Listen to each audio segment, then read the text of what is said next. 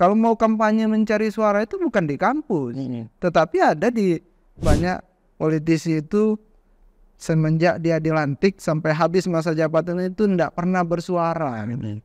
Podcast Info Indonesia kali ini kita kehadiran tokoh atau kader partai dari Partai Golkar Sumatera Selatan. Langsung saja kita kenalkan Bung Dr. Hilmin SH MPD sebagai Wakil Ketua Pemenangan Pemilu Partai Golkar Sumatera Selatan. Selamat datang Bung Hilmin. Selamat datang Bang Rahmat. Iya.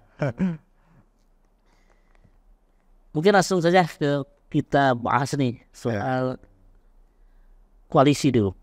Nah, koalisi saat ini kan tentang koalisi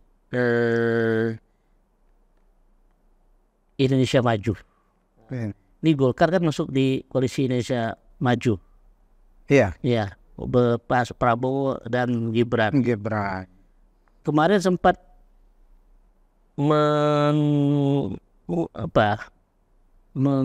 menjagokan atau memasang Ketua Umum Airlangga Hartarto sebagai calon presiden atau wakil presiden. Tapi di sela-sela atau di akhir-akhir pendaftaran kemarin berubah dari hasil Rapimnas kemarin Rapimnas. Itu mencalonkan Gibran Rakabuming yang nyatakan memang kader PDIP. Sebenarnya pertimbangan itu bisa dijelaskan nggak sebagai kader, Bung Hilmi? Apa sih pertimbangannya ke Gibran? Jadi Bang Rahmat, politik itu sangat dinamis gitu ya. Lalu Partai Golkar adalah partai yang sangat terbuka, modern, dan dia sangat realistis dengan pertimbangan-pertimbangan politis dan pertimbangan elektoral gitu ya. Dalam perjalanan awal bahwa di awal-awal memang Partai Golkar punya komitmen pada saat pertemuan nasional bahwa Airlangga Hartarto adalah ketua Partai Golkar dan dia harus maju sebagai calon presiden dan atau wakil presiden. Lalu berjalan dinamika yang berkembang, kita punya situasi yang berbeda gitu kan, bahwa ternyata Partai Golkar secara struktur dan organisasi cukup kuat gitu kan. Namun sisi lain kita ternyata belum mampu untuk membangun elektabilitas dan popularitas yang cukup kuat, sehingga kita membuat pertimbangan melalui Rapimnas bahwa kita fokus memang membesarkan partai untuk di legislatif gitu kan. Tetapi dalam situasi ini kita sepertinya harus berkoalisi dengan partai lain sehingga mendukung Prabowo Gibran. Lalu pertimbangan berikutnya bahwa Prabowo ini juga sebenarnya punya garis historis gitu dengan Partai Golkar gitu kan. Sehingga ada kesamaan visi, ada kesamaan ideologi, ada kesamaan pandangan untuk Indonesia ke depan yang lebih maju gitu. Sehingga keputusan partai melalui Rapimnas ini pada saat itu menyatakan dukungan pada Prabowo Gibran gitu. Gibran di Rapimnas diumumkan sebagai cawapres dari Partai Golkar. Pertimbangan apa kemarin? Apa karena hanya sosok dia milenial atau karena dia anaknya presiden?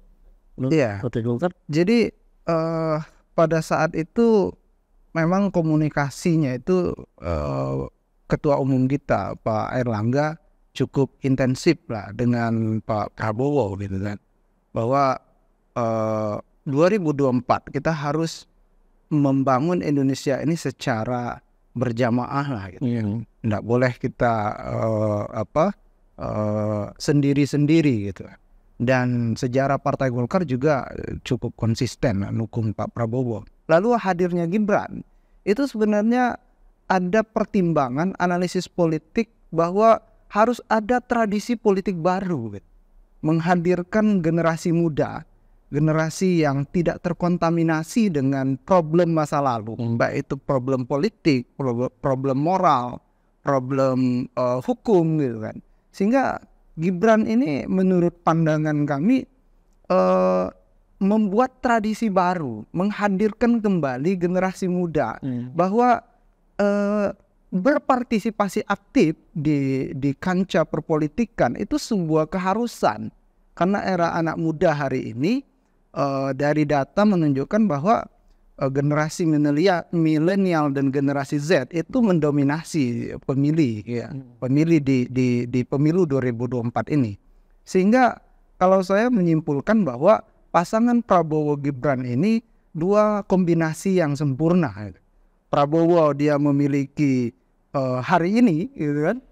Gibran itu memiliki pandangan masa depan, gitu. Sehingga kolaborasi ini menurut pandangan Partai Golkar adalah perpadu padanan yang ideal, gitu kan. Terlepas di situ nanti banyak sekali kontroversi, ada yang menyatakan bahwa ini politik dinasti, gitu. Ada ini yang menyatakan bahwa terlalu nepotisme, ini terlalu dipaksakan. Tetapi itu kan interpretasi. Semua orang boleh memiliki pandangan, memiliki perspektif, gitu kan. Tetapi kami punya keyakinan itu bahwa 2024 harus menghadirkan anak muda secara langsung. Dan saya kira Mas Gibran juga punya track record yang cukup baik, gitu ya, mengelola Solo. Solo itu kabupaten, ya, kota yang sangat banyak penduduknya dan punya persoalan tata kota yang sangat serius, gitu kan. Tetapi di bawah kepemimpinannya itu cukup banyak prestasi-prestasi yang tidak dimiliki oleh kota lain. Tadi tradisi baru di pemilu dan Gibran ini secara umum kita melihat dosa-dosanya itu belum terlalu terlihat, gitu kan. Tapi karena dosa-dosanya tidak terlihat, dia juga belum teruji. Nah, apa memang seperti itu? Begini ya, ini kan kembali juga dengan interpretasi terhadap kaum muda, gitu. Kalau kami memandang bahwa era sekarang anak muda itu bisa dengan cepat belajar pengetahuan baru, belajar menyelesaikan persoalan-persoalan baru, berbeda dengan kondisi anak muda di era tahun 2000-an atau tahun 90-an, gitu kan. Nah, kami berkeyakinan bahwa anak muda itu memiliki cara pandang yang berbeda dengan kaum tua, gitu kan. Kalau kaum tua bicara tentang pengalaman masa lalu, kalau anak muda bicara tentang bagaimana menata masa depan, gitu. Jadi konteks pendekatan cara pandang dan perspektif berpikir itu saya kira yang memang masih menjadi perdebatan, gitu kan. Sehingga kesimpulannya bahwa generasi muda dia fokus bicara tentang masa depan. Nah, untuk menata masa depan yang lebih baik, itulah memang butuh keseimbangan generasi tua yang punya pengalaman. Sehingga Prabowo Gibran saya kira itu bisa saling melengkapi, gitu. Masuknya nama Gibran sebagai cawapres ini bisa dikatakan, ada yang mengatakan itu by design, sudah dibuat sejak awal ini. Kemudian juga besarnya koalisi di Indonesia Maju ini juga sebagai upaya dari Jokowi dan kelompoknya dari kabinetnya itu untuk memperpanjang kekuasaan dengan, kalau nggak bisa dengan 3 periode, ya dengan periode yang baru, gitu kan. Nah, itu mana yang benar itu kira-kira? Jadi gini Bang Rahmat, jadi kita ini kan banyak sekali asumsi, ya kan? Lalu kemudian persepsi, ya kan? Lalu kemudian interpretasi gitu kan terhadap suatu peristiwa gitu. Sangat jarang sekali kita berpikir secara akademik gitu kan, lalu kemudian dengan argumentasi yang ilmiah. Pada dasarnya kan begini menurut pandangan saya, bahwa Indonesia ini menganut sistem demokrasi konstitusi. Demokrasi tanpa konstitusi menjadi kacau, konstitusi tanpa demokrasi menjadi oligarki gitu. Pemaksaan kehendak gitu.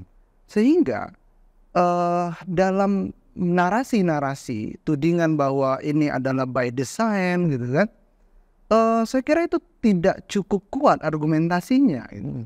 Karena Indonesia itu trias politika gitu. Ada eksekutif, ada legislatif, dan ada yudikatif gitu. Ada persoalan yang harus diselesaikan melalui jalur konstitusi, itu sudah diuji di Mahkamah Konstitusi. Walaupun kendati itu punya persoalan beberapa pandangan lain, saya kira itu lain lagi pembahasannya gitu. Tetapi ini sudah pada tahapan pencalonan dan itu sah secara konstitusi, silakan saja itu diserahkan kepada rakyat gitu kan. Karena ada jalur demokrasi melalui pemilihan langsung gitu. One man one vote, lalu kemudian juga itu diistilahkan yang cukup lazim kita dengar popular talk bay gitu kan, suara rakyat suara Tuhan. Kalau diterjemahkan dengan bahasa Al-Qur'annya, kulillahumma malikal mulki tu'til mulka man tasya wa tu'izzu man tasya wa tuzillu man tasya gitu kan. Bahwa secara konsep demokrasi rakyat memiliki kekuatan penuh untuk menentukan pemimpinnya. Tetapi secara hakikatnya bahwa suara rakyat itu adalah suara Tuhan. Pendefinisian menurut saya bahwa ya siapa yang dia kehendaki dalam perspektif ketuhanan, ya itu memang sudah menjadi garisan takdirnya gitu kan. Tidak juga bisa kita paksakan seorang itu punya desain begini, punya strategi begini. Pada akhirnya aku, kata Allah, yang memberikan kekuasaan kepada siapa yang kukehendaki, dan aku akan mencabut kekuasaan itu kepada siapa yang kukehendaki. Ini Muhyiddin kan sebagai wakil ketua pemenangan pemilu 2024 ini ya dari Partai Golkar ya. Kepengurusan sekarang. Iya, pengurusan sekarang. Apa yang dilakukan di pemenangan pemilu untuk Pilpres dan Pileg ini? Ya, jadi pemenangan pemilu itu adalah bagian dari organisasi yang ada di internal Partai Golkar untuk menyiapkan strategi, metode, mengkonsolidasikan, membuat desain pemenangan pemilu sehingga misi dari Partai Golkar ini bisa tercapai gitu kan. Lalu kami pertama sudah menuntaskan tentang seleksi bakal calon anggota legislatif. Jadi diistilahkan Partai Golkar itu fungsionaris. Jadi sebelum dia dinyatakan sebagai calon anggota legislatif, itu disebut dalam Partai Golkar itu fungsionaris. Dan kita melakukan fit and proper test. Kita melakukan pendalaman terhadap visi misi, kemudian program, strategi, kemampuan dia untuk menjual dirinya ya, mengkampanyekan dirinya sehingga dia dianggap layak dan pantas untuk menjadi calon gitu. Target untuk Pileg? Ya, untuk provinsi kita masih menargetkan sama seperti 2019, kita masih mendapatkan pimpinan harapannya. Sehingga juga kabupaten kota kita cukup realistis dalam perhitungan kita bahwa cukup mempertahankan yang ada gitu kan. Berapa itu kemarin yang ada sekarang? Saya agak lupa ya persentasenya. Pastinya kita tetap mempertahankan kursi yang ada dengan beberapa daerah itu hampir mayoritas Golkar ini sebagai pimpinan minimal DPR. Setiap dapil ada itu ya? Ya, jadi setiap dapil kita menargetkan itu masuk dalam unsur pimpinan. Jadi unsur pimpinan itu tergantung dengan jumlah kursi partai politik di kabupaten kota. Kalau dia itu 30 itu bisa 4 kursi itu bisa menjadi pimpinan. Jadi kita menargetkan setiap kabupaten kota itu mendapatkan unsur pimpinan. Unsur pimpinan, bukan kursi lagi sudah ya? Ya, jadi pimpinan itu secara otomatis akan didapatkan ketika kursinya itu memenuhi dan menjadi pemenang di kabupaten kota itu. Bung Hilman sendiri nyalek? Iya. Caleg dari dapil berapa? Dapil Sumatera Selatan 3, Dapil OI Ogan Ilir dengan Ogan Komting Ilir. Untuk DPRD Sumsel ya? Iya, DPRD provinsi. Karena saya 100% memang asli orang Ogan Ilir, Bung Rahmat. Jadi saya lahir memang di sana. Saya menghirup udara Ogan Ilir. Airnya juga? Air Ogan Ilir, dan saya dibesarkan di tanah Ogan Ilir. Jadi ada rasa keterpanggilan, keterpanggilan untuk kembali mempersembahkan diri ini untuk lebih bermanfaat bagi masyarakat, bagi masa depan daerah Sumatera Selatan. Ya, karena menjadi DPR itu sebenarnya dalam pandangan saya ya bukan orientasinya kekuasaan, tetapi orientasinya adalah pengabdian.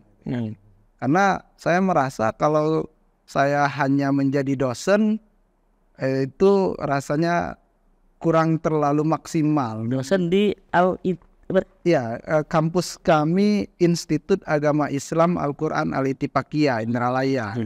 Jadi kami ada program Magister Pendidikan Islam, S2-nya sudah berjalan masuk 3 tahun lah, sehingga saya lebih banyak mendedikasikan keilmuan saya sebagai pengajar, sebagai dosen, Muhammad. Nah, kita bicara soal politik kampus nih. Nah, kemarin kan ada dari keputusan MK itu soal dibolehkan berkampanye, bersosialisasi di kampus dan sekolah. Tapi sebagian besar pihak-pihak kampus itu dan sebagian besar juga mahasiswa yang ada di kampus itu menolak dengan alasan berbagai macam lah. Ada yang pandangan Bung Hilman sendiri seperti apa? Jadi begini ya, dalam kajian ilmu politik itu kan ada politik praktis dan ada politik gagasan gitu. Nah, yang mungkin ditangkap oleh adik-adik mahasiswa, oleh kalangan kampus, tidak menginginkan aktor-aktor politik kampanye dalam perspektif politik praktis. Jadi gini Bang Rahmat, politik praktis itu dia datang ke kampus, ayo pilih saya sebagai calon anggota DPRD, ayo pilih saya sebagai calon presiden atau wakil presiden. Itu tidak boleh. Yang harus hadir ke kampus itu adalah dia menguji pikirannya, menguji gagasannya, menguji visi misinya. Ayo, mana ahli ekonomi? Kami pasangan Prabowo Gibran menawarkan konsep ekonomi Pancasila, bahwa ekonomi kita harus berdasarkan ketuhanan, sehingga di situ juga turunannya ekonomi keindonesiaan yang berkeadilan.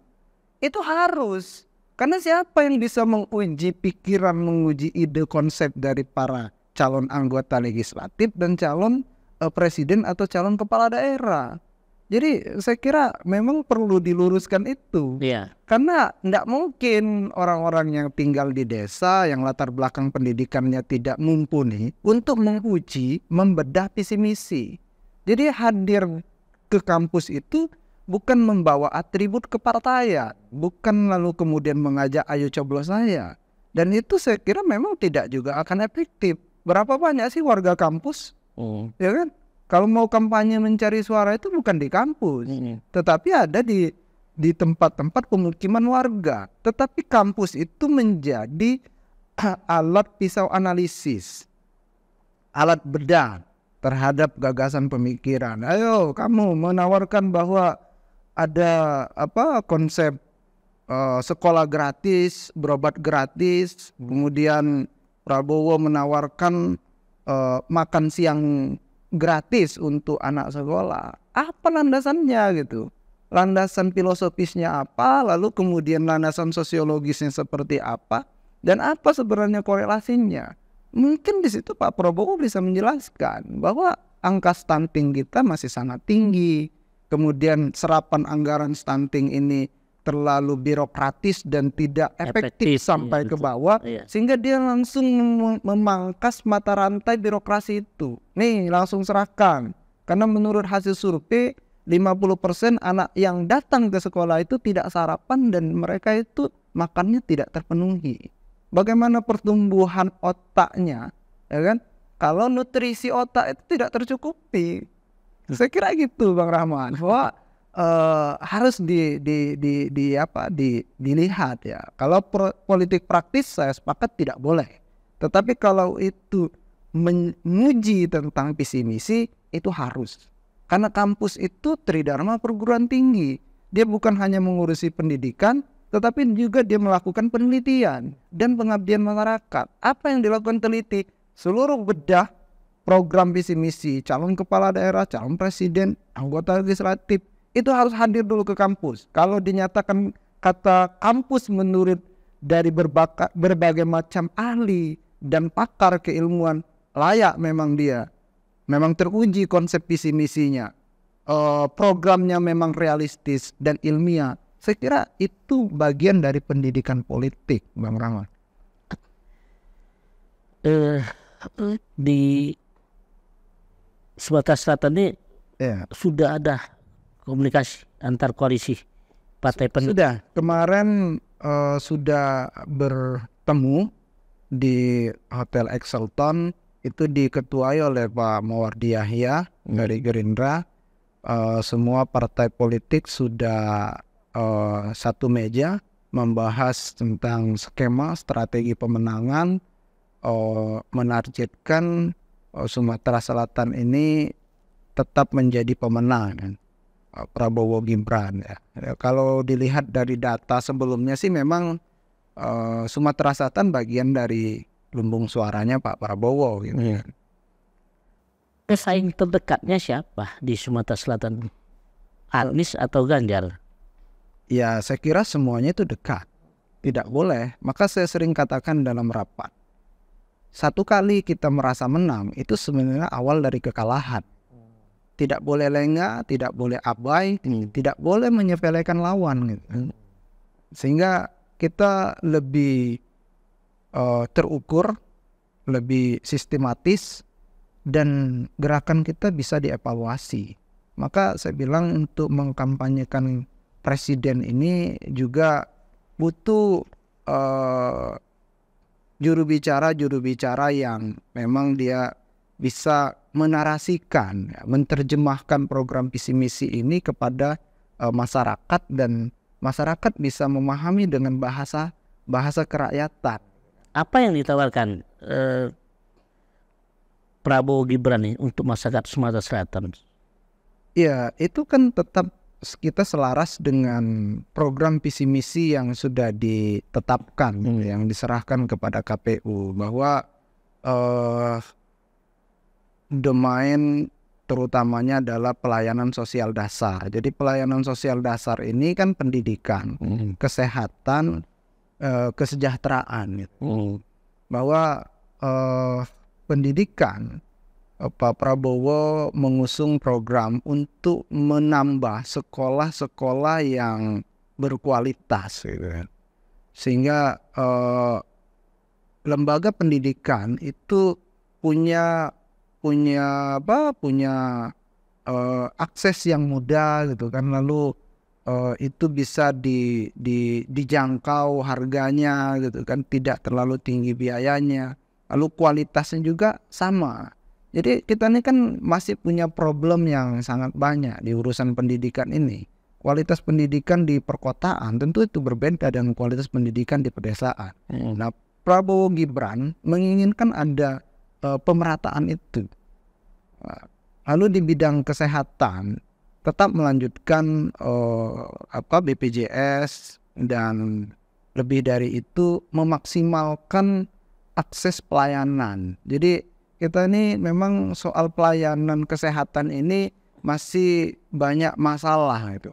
Banyak rumah sakit yang belum siap gitu. Terkadang tidak dapat kamar. Berbulan-bulan mereka datang dari daerah jalur, daerah pinggiran Banyuasin, daerah jauh di daerah Lalang, Musi Banyuasin, itu sudah berbulan-bulan untuk hanya menunggu jadwal operasi. Nah, Pak Prabowo dalam pandangan visi misinya ingin mempercepat akses pelayanan itu. Jadi semua memiliki kesempatan yang sama untuk mendapatkan layanan kesehatan yang prima. Begitupun juga di bidang kesejahteraan sosial. Jadi saya melihat dan itu punya gagasan yang luar biasa, kedaulatan pangan, Bang Rahman. Jadi persoalan pangan ini Pak Prabowo konsisten tampaknya membicarakan ini. Tidak boleh lagi sebenarnya terlalu ketergantungan urusan pangan, urusan hajat hidup sehari-hari, kebutuhan pokok harus menunggu impor. Dari orang lain lah ya. Dari orang lain. Ini kan sudah terbukti.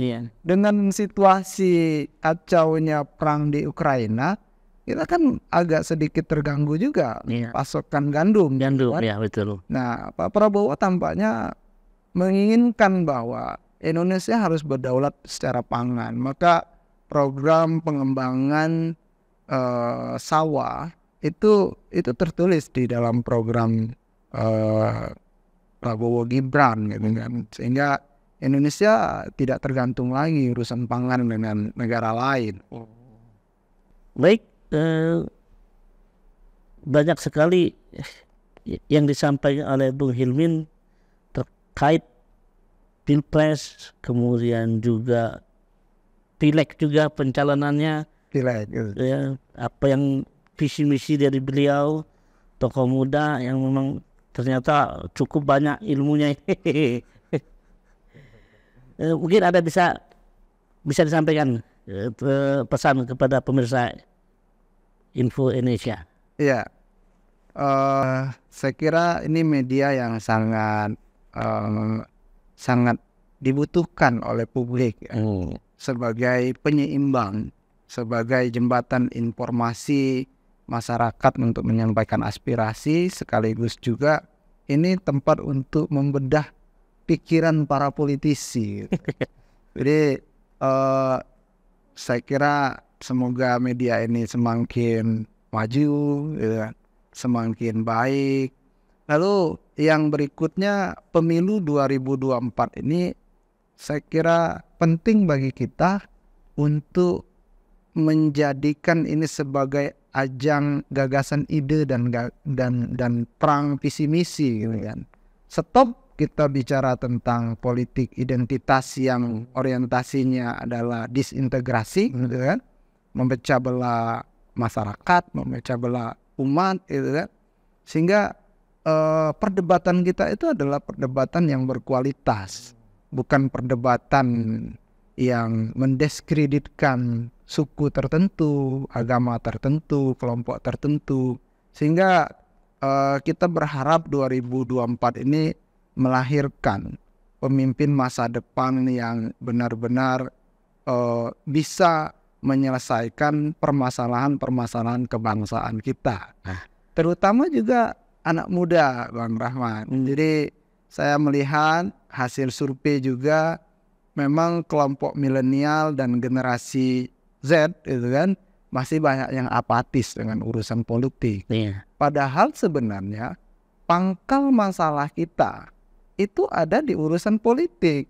Maka sudah menjadi kewajiban kita bersama, politik ini harus dimasuki oleh anak-anak muda dengan latar belakang keilmuan yang berbeda, sehingga situasi demokrasi kita lebih berkualitas gitu kan, lebih berintegritas, dengan harapan lahir juga calon-calon anggota legislatif yang mumpuni, berkualitas, bukan hanya populer secara elektoral gitu kan, tetapi dia punya gagasan ide dan tahu cara menyelesaikan permasalahan daerah, dan paling tidak dia itu tidak menjadi beban negara. Beban negara itu Bang Rahman, ada banyak politisi itu semenjak dia dilantik sampai habis masa jabatan itu tidak pernah bersuara di forum-forum yang itu wajib bersuara, karena parlemen itu bicara gitu kan. Kalau dia itu tidak bisa berbicara secara lisan, berbicara secara tertulis gitu kan. Ya itulah kemudian pembicaraan itu dituangkan dalam regulasi, kayak gitu peraturan daerah gitu kan, peraturan bupati yang itu diinisiasi melalui Dewan Perwakilan Rakyat. Baik, kami akhiri dengan ucapan terima kasih.